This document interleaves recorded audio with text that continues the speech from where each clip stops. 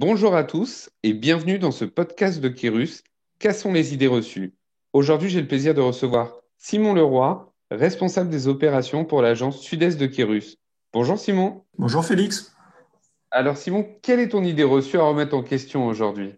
Mon idée reçue, c'est les ESN sont des boîtes d'intérim. Alors pour commencer, est-ce que les ESN ne recrutent que sur mission comme dans l'intérim?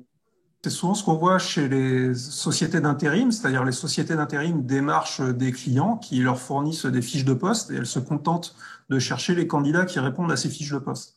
Dans les ESN, on va chercher la valeur ajoutée qu'on peut apporter à un client et chercher le modèle de delivery adéquat. Donc des fois, effectivement, il s'agit d'assistance technique, c'est-à-dire on va chercher le candidat qui répond à la fiche de poste d'un client, mais on ne va pas faire exclusivement de l'assistance technique, on va faire aussi des engagements de résultats ou ce qu'on appelle des régies forfaitées, c'est-à-dire on va chercher un modèle de delivery qui correspond le mieux aux besoins d'un client.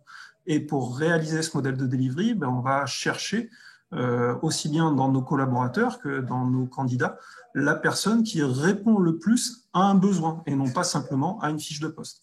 Donc ça peut être une personne qui va nécessiter de la formation, de l'accompagnement qu'on va mettre en œuvre, ou une personne qui a déjà fait ce type de mission dans le passé, qui est potentiellement sur des besoins autres et pour lequel on va tirer tout parti d'une expérience passée et d'un candidat qui n'aurait pas forcément candidaté pour ce type de mission. Donc le but est vraiment d'essayer de trouver l'adéquation entre la personnalité, l'expérience du candidat et les besoins de nos clients. Alors contrairement à l'intérim, que recherche un recruteur d'une ESN chez un candidat? Donc, un recruteur dans une ESN, contrairement à l'intérim, ne va pas simplement regarder l'adéquation du candidat à une fiche de poste pour un client donné, mais va essayer de projeter le candidat dans la vie de l'ESN au sens large.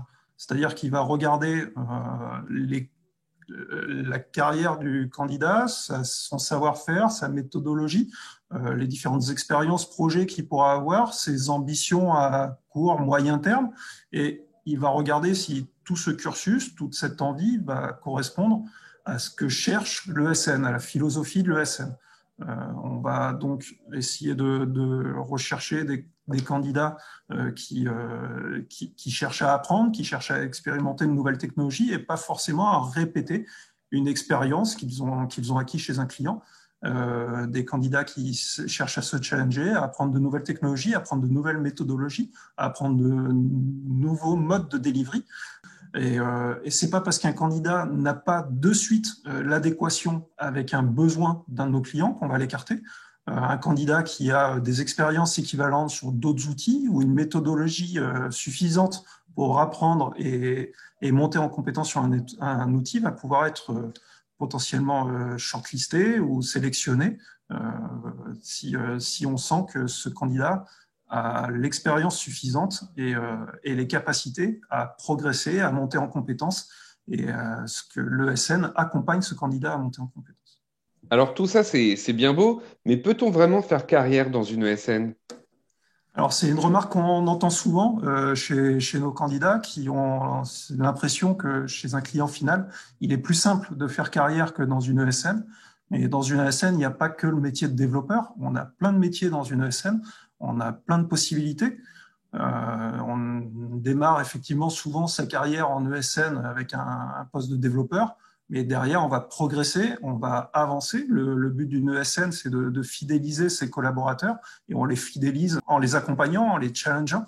Donc, on va potentiellement passer de développeur à référent technique ou de développeur à chef de projet. On va pouvoir devenir directeur de projet ou delivery manager. On va pouvoir aussi potentiellement évoluer vers l'expertise. On a ensuite la possibilité de faire des métiers de management. On peut aussi partir sur des filières annexes telles que l'avant-vente, le recrutement ou changer de carrière avec des fonctions transverses dans des ESN. Mais une ESN reste une entreprise à part entière. On a effectivement une force et un vivier de consultants, mais il y a plein d'autres métiers dans une ESN et on peut faire carrière dans une ESN. Merci Simon. Et alors pour les personnes qui nous écoutent et qui souhaiteraient rejoindre une ESN, quels conseils tu pourrais leur donner pour justement bien choisir leur entreprise? C'est justement une consolidation de toutes ces idées, c'est-à-dire que bien vérifier quels sont les types de prestations que va être capable de délivrer cette ESN, si elle apporte bien de la valeur à votre carrière, donc si elle a des organismes de formation interne, des structures qui vous permettent de monter en compétences. Il y a du management de proximité. Est-ce que vous serez suivi au quotidien dans vos activités? Est-ce que vous serez challengé? Essayez de prendre une ESN qui va vous suivre au quotidien et vous faire évoluer.